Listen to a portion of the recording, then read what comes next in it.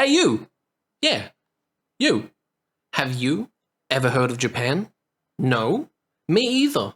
Until recently, that is. When I met some of them. Japan is a small island nation located roughly somewhere around here. Famous for cultural trends relating to fashion, cuisine, anime but it's porn, manga but it's porn and war crimes. The latter, however, has fallen out of fashion over the past 80 years, but you know how these trends are. No matter how hard they die, they always resurface. Now, I'm going to tell you a tale of a world set far, far in our own future.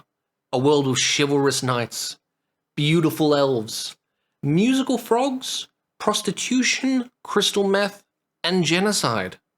Let me introduce you to Lost Technology, a small strategy game made by psychopaths from Japan. Permit me to set the scene of Lost Technology for you. An entire world at war. Countless nations have risen and fallen along with the people who shaped them. Entire races have been subject to genocide during this time, all but ceasing to exist in the world now. The largest and oldest human empire was founded only 50 years ago, as armies of humans, elves, and lizardmen clash with sword, bow, and magic. The history of those who came before disappears into the sands of time. Who were the ancient builders of the great ruins scattered around the world, unreplicatable by the world's current technology? The so-called lost technology this game is named after.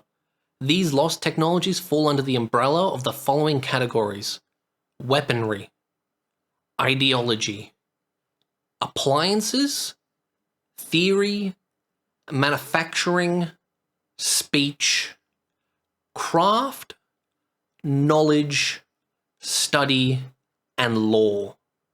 Some factions have rediscovered these lost technologies, and their entire societies are based around them. Enough with the backstory for a moment.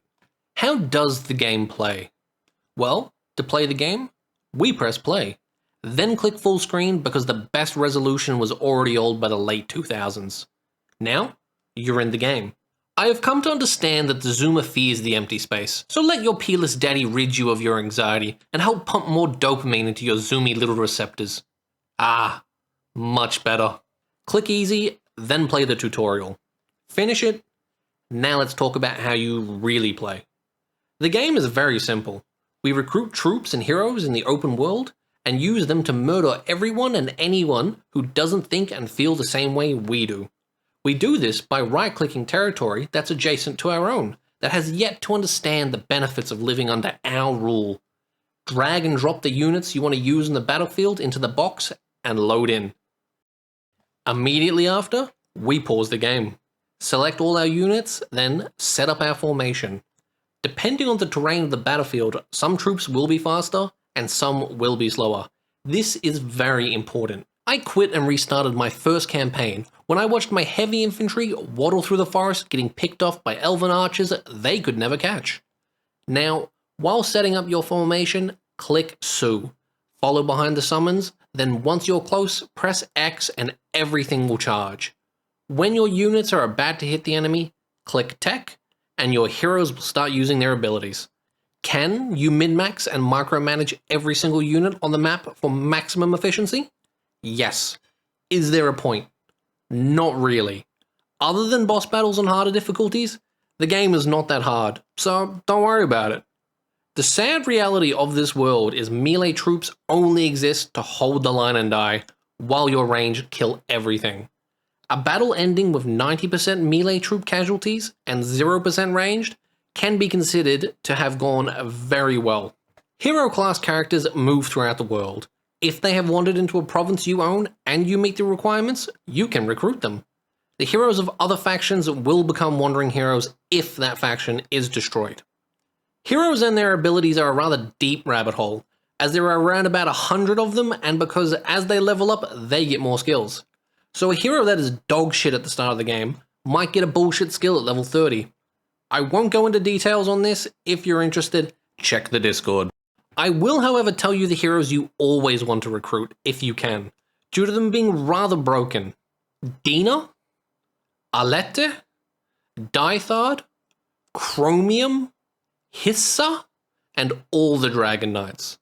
This is just from my own playthroughs, and if I missed any that get OP abilities at level 40 that I never experienced, please feel free to autistically screech at me in the comment section. Now, I should talk about the trust mechanic, but I'm not going to. You see, it's considered kind of a rite of passage in the lost technology community, as it's the main reason people need to join the Discord in the first place. It is also the reason this save is 118 turns long. Now, let's talk about the options. Prologue Birth is the story mode. Don't be fooled by the room underneath this option, there is nothing else that gets unlocked that goes under it. Free mode is just the story campaign map with 0 story events. Random scenario is very chaotic, and I implore you to give it a go after the main game. Then we have Dungeon Master. This mode requires vast amounts of knowledge of the game's mechanics and is the true endgame skill test. I'm currently making my way through this mode myself. It maxes out at floor 100. Best of luck. However, everything else after that is in Japanese kanji. But don't worry, my child, for your peerless daddy has the answers. In order, they translate to roughly this: boss check, event check, map check free, processing failure test, skill check, credits, unit check, 10, 20, 30, 40. You might be asking yourself, Peerless Daddy, how did you discover these translations? Do you know Japanese? Did you use Google Image Translate? No to both these queries, my silly, foolish, dumb, idiot child. I simply asked the Japanese man who comes to my house every weekend and bangs my sister. I was even forced to pay him $2 for his services, so they better be right. But don't feel too bad for him though. Japan has some of the lowest wages in a modern first world country, so $2 for a few minutes of translating is a great deal for him. On to the story mode. First of all, you gotta pick a faction to play. There are 12 to choose from, and all of them have a great story. So, let's go in order of how I experienced them. Have you ever wanted to control an empire so badly run the peasants are committing suicide in such record numbers due to being overworked that they have to order suicide nets from the apple factories in China? Do you want that empire's leader to be a 14-year-old girl? What about having your empire be controlled from the shadows by a bisexual pedophile prime minister? How about him having a deputy prime minister who is a corrupt clergyman and is following along with the prime minister's schemes to marry a 14-year-old? Welcome to the Reynold Empire and your introduction faction to lost technology. You should play this faction first, as its characters are often mentioned in the other faction stories. Now let me introduce our 4 main characters for this great empire. Agnes is the 14-year-old empress and a self-entitled little brat. She is the stereotype of, if the peasants don't have bread, they can just eat cake mentality. The only reason she's on the throne is because the royal family pissed off the lizardmen and got themselves eaten, leaving only 3 survivors: Agnes, her grandfather the emperor, and the crown prince, who both mysteriously died, leaving her in charge. Horaz, a fat sexual degenerate who likes to have sex with young page boys dreaming of being knights. This man is your prime minister, and the main source of advice for Agnes. He also lusts after the bussy of our next character. The writers found this fact so important, it's even included in his bio. Geryon, a corrupt clergyman who manipulates the general population to go along with Horaz's tax increases. He wants to marry the 14-year-old Agnes, regardless of how she feels about it. These 2 men are 100% responsible for the mysterious deaths of the previous emperor, crown prince, and the former prime minister. The final important character for this faction is the son of the aforementioned former prime minister, Dithard, the Black Knight, the strongest warrior in the empire, the Empress's personal bodyguard, and first crush. It is with this colourful cast of characters we play through the Reynold Empire story. I won't spoil their story for you, but I will warn that there are very few happy endings in this game, and the ones that end well are generally built upon so many war crimes you will realise this game could only have ever been written by the Japanese. The next faction I want to talk about is Gun. Well, it's really called Musket, and it's basically Fantasy America. Now, you see, Musket wasn't always Musket. In fact, very recently it was a place called Noachis. Noachis was founded on the principles of democracy. Their most recent election, however, went a little differently. Let's get political. There were originally three main candidates in this election. Firstly, we have a cowardly old man who never leaves his mansion and lets his butler handle everything. Then, a hopeless womanizer who is constantly accused of rape by women. And the last one is rumored to be using a shadowy organization to remove any obstacles in their path. This is where you and your team come in. Who are you and your team? I promise, I will get to that shortly. After one of your members does a thorough investigation into the three candidates, you find the truth. The womanizer has several illegitimate children. The one with deep connections to a criminal organization is heavily involved in smuggling. And the last one is already dead and their butler is concealing it to abuse power. So, nothing at all like real life. Now, why does this election matter? That's because you have decided to run as well. Why are you running, you ask? For the power that comes with the title. You are Lars, a mercenary / archaeologist. Your life changed when you found a musket in some old ruins. Now you're obsessed with the lost technology to be found around the world. The problem is these ruins are in countries in the middle of large-scale invasions of their neighbors. So there lies an issue. How do you get unrestricted access to these ruins in hostile countries and the funds to excavate them on an industrial scale? Simple really. Conquer the world. Truly there is no better option and Lars has the biggest of brains. The first step to world conquest is the port city of Noachis. But one last snag. You're not a citizen of Noachis, so you can't run in this election. Or can you? This is a good time for a life lesson. Every problem has a solution, and if you ever find yourself having the same issue, here's what you do. Forge your citizenship papers. Remember, it's only illegal if you get caught. From here, the rest of the election is a breeze. The three main candidates drop out as you leak bombshell exposed stories about them to the press, and after you fan the flames a little by spreading misinformation about your peaceful neighbors invading, the newly sworn-in President Lars changes the nation's name to Musket, and now backed with a country's resources, tax dollars, and military manpower, it's time to start your big plan. So, let's introduce the team, shall we? Meganard and Margaret are Lars' closest friends, as they grew up together as orphans. Meganard is a ladies' man, with strong sexual impulses which often get him into trouble. Margaret is basically Lars' handler, and helps keep him in line if he's getting a little too crazy.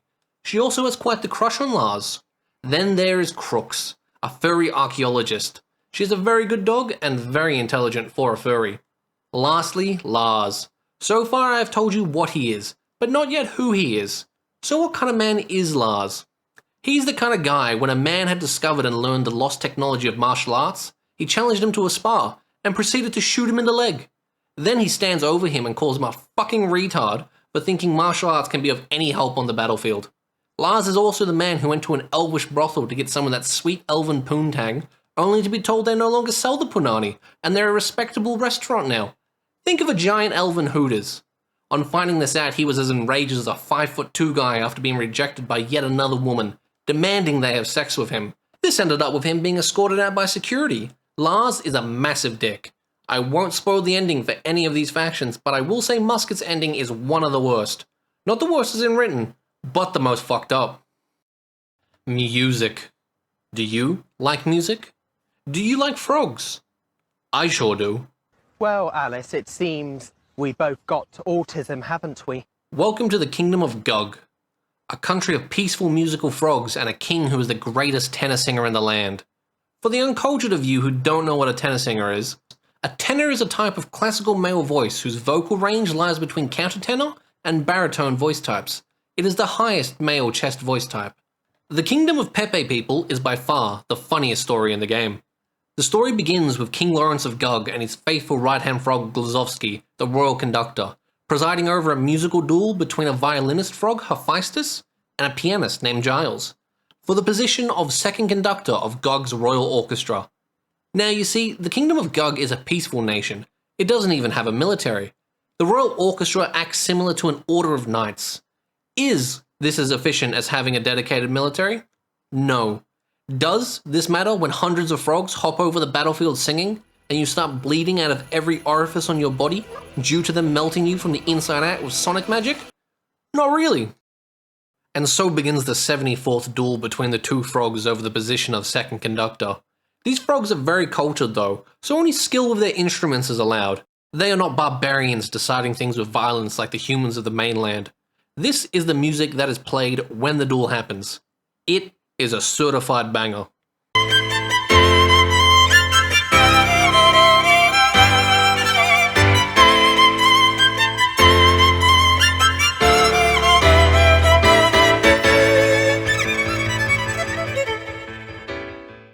be honest, this game's soundtrack is far better than it has any right to be. I would have included more game music, but it seems people are getting copyright striked for it. Most unfortunate. So, you might be asking yourself, how on earth can this peaceful group of frogs justify taking over the world? Love. The only child of the king is the young frog princess Charlotte, who finds a beautiful young man named Prince Albert washed up on the beach. Charlotte falls in love with him immediately. Why? Because he's very beautiful. Any other reason? No. Nothing could be more important than looks to a 4-year-old princess. Yes, you did hear me correctly. But don't worry, that's 16 in human years. So it's actually very progressive for the Japanese at the time, seeing as the age of consent in Japan was only changed from 13 to 16 in June of 2023.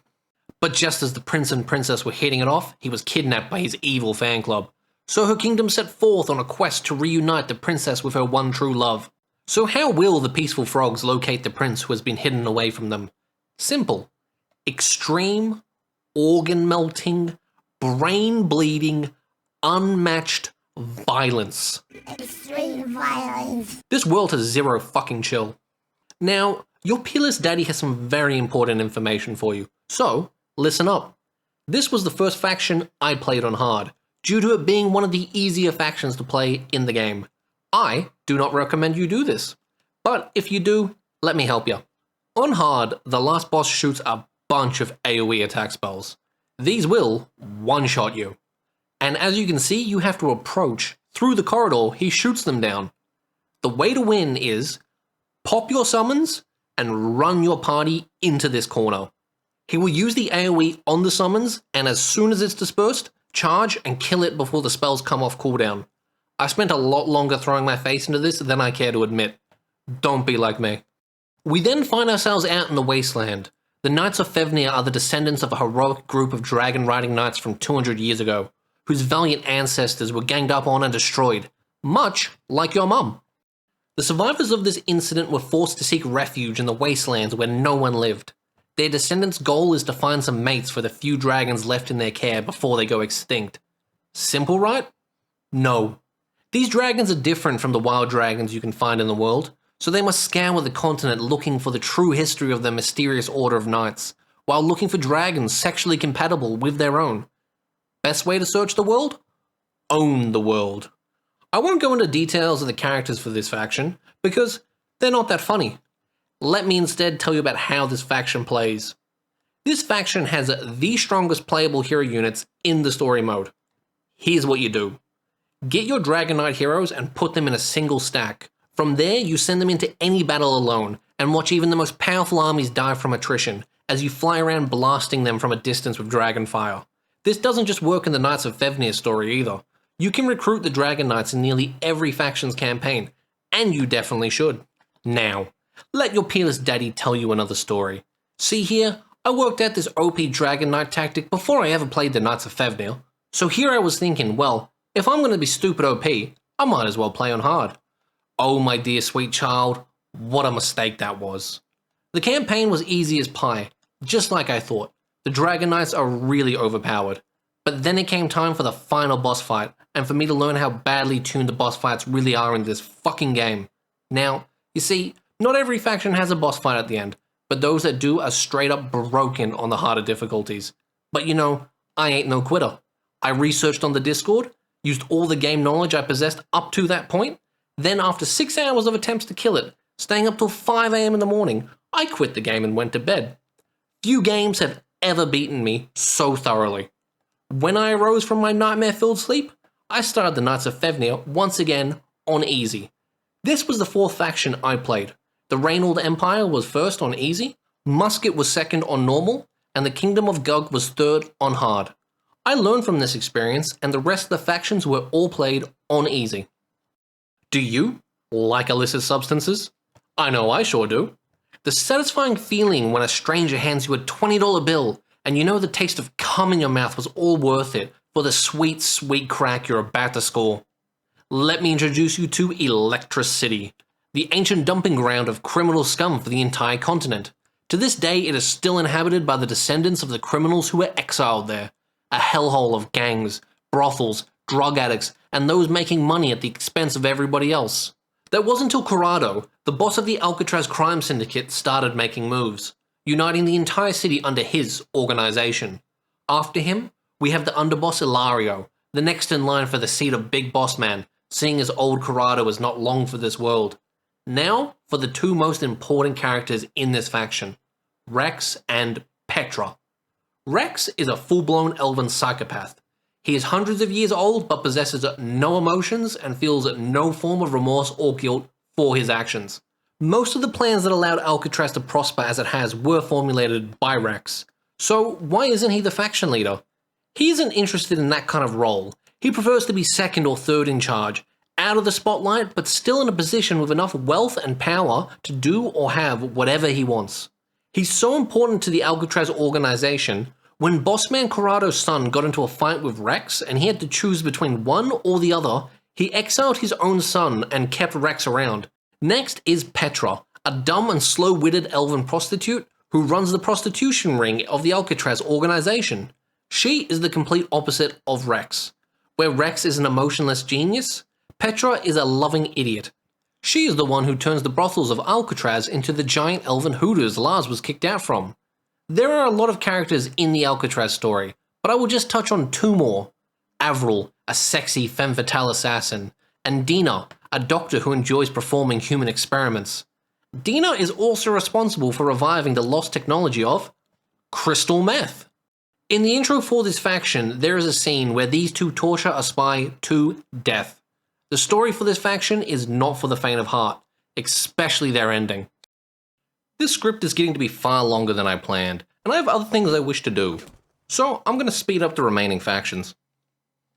The nation of the elves, Elfheim, has only been around for 40 years. Due to hundreds of years of instability that was definitely not caused by Rex, don't even worry about it, it had been in a state of decline, filled with homeless, drug-addicted elves, vast sprawling ghettos. Just picture any major American city, but in a forest. This ended with a civil war and the creation of the new elvish nation Elfheim. This faction's story starts with the leader of the elves and the leader of the lizardmen trying to kill each other. Now, you see, the elves are very racist, but even more so against lizardmen than any other group. With good reason. The lizardmen come into the elves' forest and hunt them down and eat them.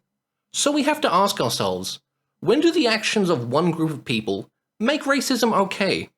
Not even just okay, but the correct course of action. Apothekara, the land of the dwarves. The dwarves of Apothekara are very stereotypical. You got your minor dwarves, you got your craftsman dwarves. Dwarves are, however, the most based of the societies, and all important jobs are held by men. Women are forced to work the fields so they do not interrupt the men's Sigma grind set. Truly the greatest of nations to live in. But the starting is fucked.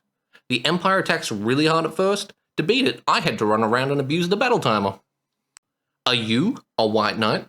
Do you spend your free time posting on Twitter and Reddit about discrimination in all its forms? Then boy do I have the faction for you, the Knights of Cunts. Well, it's Knits, but as a red-blooded Australian male, I can only read it one way. The Knights of Cunts are this world's attempted good guys. The leader is a literal white knight with daddy issues who throws around words such as misogynistic, bigoted, and gender discrimination. Also, don't worry, he doesn't leave out the LGBTQIA+ either. They are quite a fun faction to play with lots of mounted knight units. There is also a scene in their story where a man is gang raped in prison, which is a lot of fun. I do have a question for the person that wrote and designed this faction though. The faction name Knits is based off the word Kunz. So here I am wondering, right? This faction is based off the modern day progressive left wing. Why did you pick a name derived from Kunz, which is the Yiddish word for clever trick, a language historically mainly spoken by Ashkenazi Jews? What did you mean by this? Macan is the nation of the lizardmen, a race of hulking, powerful, muscle-bound lizards. You might mistake them as simple-minded barbarians, but you would be wrong. Their way of living can be summed up as existing somewhere between the extremes of right-wing reactionary, change is bad, we gotta go back, and sections of the eco-fascism political theory that touch upon environmental protection and sustainability, population control to keep balance with nature, not letting other races get too numerous or too close to extinction. If you would like to know more, please read my book about my time living amongst the lizardmen. To quickly sum the book up, they live in Unga Bunga mud huts in a swamp and eat every other race. Furries, am I right? So, how does this world treat the furry issue? Hunt them down to near extinction and use their skin to make clothes? Welcome to the faction of Lyon, where the vast majority of your troops are child soldiers. That also means they cost half the amount to recruit. Maybe Seth's onto something here. Where are the adult men? Dead or fucked off somewhere where less people want to wear them like a skin suit. So you and your ragtag group of furry children need to take over the world to protect yourself from the people that want to turn you into rugs. This is honestly one of the nicer factions. It is a heartwarming story of a group of kids fighting to protect their homes and the ones they love. It also has probably the happiest ending out of any faction in the game. I do, however, have a few questions. Firstly, this faction makes no sense. Hear me out here. You are a race on the verge of extinction, with no adult men, but you have an endless number of child soldiers. How? The amount of melee units you will lose as this faction is massive. They might be half the price because they're kids, but their stats also reflect this cheap cost. How on earth are they replenishing their numbers? Also, there seems to be two types of beast people. Your typical furry beast people, and your kimono mimi beast people. If you don't know the difference, I envy you, as you probably touch far more grass than myself. Are the less furry beast people skinned as well?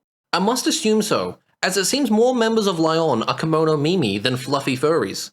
But they are like 90% human features with about 10% beast features. Now, I have to ask, what does a rug made from a cat girl skin look like? If you have the answer, please let me know. This is starting to affect my sleep. Now for the final faction. Do you hate the Geneva Convention? In particular, the Geneva Protocol of 1925, which condemns the use of chemical weapons? Let me tell you about Castus, an extremist religious group of desert people. Their numbers are low and believers are few at the start of their story, but they have a way to even the odds. The lost technology of nerve gas. Follow the story of Ashak, the atheist founder of the Castus religion, as he uses chemical weapons to take over the world. Why? To bring peace and happiness to all the people of the continent. And don't you dare get in his way. This is a story that can be summed up with two phrases. The ends justify the means, and the road to hell is paved with good intentions. These guys, in my opinion, are the hardest faction to play, due to lacking a strong infantry core. And that's it. That's the intro to all the different factions. I know it was 11 and not 12, but the final faction, Crime, doesn't have a story released yet, and after nearly 2 years of no updates, it doesn't look good. Which is disappointing, as the people from Crime have got big step on me mommy energy. Well, slap my dick and call me a retard. Right after I finished this script and started to edit, they released Crime Story. Thank you, Universe, for not releasing it in a few weeks after I'd finished this video and posted it. So, who is Crime? How would you like a faction full of big-titted goth dommy mommies, whose faction's backstory is based on the writer's favorite hentai, Crime, a faction whose name appears not to translate very well from Japanese. Crime is your faction of stereotypical Japanese fantasy demons from any isekai anime. They look like humans, just with horns and elf ears. Now, let's talk about the story of Crime, because it's really fucked up. Please read between the lines, because even though this video is never going to see the light of monetization, I don't want to get banned on my first video. So, demons. Demons live a long time. The average demon can live up to around 5,000 years, and the very, very powerful ones basically can't die of old age. As you can imagine, when your people can live that long, you must put strict population controls into place so your numbers don't spiral out of control. So, how do the demons deal with their pent-up sexual appetites? Much like prisoners, there is only one option: homoerotic copulation. It gets bigger when I pull on it. 80% of Crime's population are homosexual, due to their very strict laws on having children. Throughout the history of Crime, though, there have been times when the population had to be replenished at a faster rate than the 20% super straight population could achieve. So what did the Demon King do to accelerate this process? He legalized the plot of this hentai. Let's just say 50% of the population took it worse than the other. This, however, no longer happens, due to the current ruler of Crime not being the Demon King, but the Demon Queen. She changed the Hentai Act, and females from Crime rejoiced. Except one certain group of demon women. Now you see, demons are broken up into high, middle, and low-class demons. The group that didn't take it well were the low-class succubi. who in times when crime needed to repopulate were to be used as birthing cattle. I should talk more about the change to the hentai law though. The law still existed, just changed. With the low-class succubi being on offer, the heterosexual men still enjoy the law. But the 10% straight male population is not enough to boost numbers that quickly. So now the 40% gay men of crime find themselves in the same situation the women were when the Demon King ruled. Crime story is pretty fucked up. That's the end for real this time. This is the order I think you should play the story mode in. If you want to pick up a copy of this game, it's around $7.50 AUD on Steam, or $5 USD in a real country's money. Cheap CD key websites have it for around $2 to $3, but if even that's too much for you, you can always get it for 100% free. I give this game 8.5 dead furry child soldier skins over a sizable stockpile of nerve gas. It's very fun. The faction stories in my opinion are the best part, and I hope you play through them all. I lost my shit laughing more than once, and teared up a little on a few occasions. Okay, real talk. If you don't include the Inuyasha AMV I downloaded on BearShare and re-uploaded to YouTube after making the screen tinted and changed colours when I was 12, this is the first video I have ever edited and posted to YouTube. I have learnt a lot during this process, and more videos are currently in the works.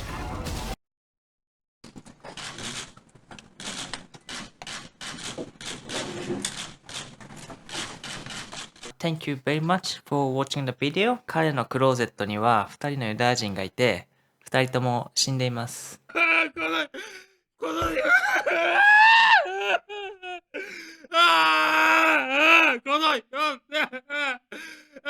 世の中を